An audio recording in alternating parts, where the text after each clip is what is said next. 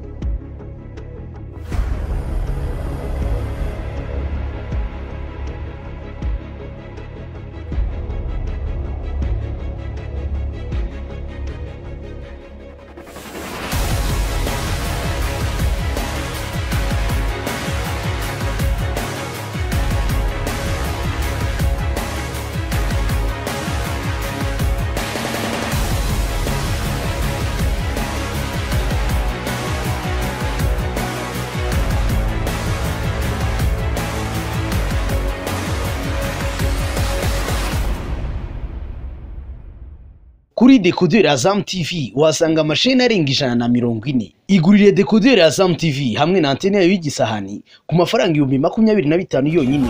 Ushobora kugura ifatabuguzi rya Azam Pure ku 3,500 gusa ku kwezi. Hari kandi ifatabuguzi rya Azam Plus ku mafaranga 4,500. Wakwigurira kandi Azam Play ku mafaranga 6,500.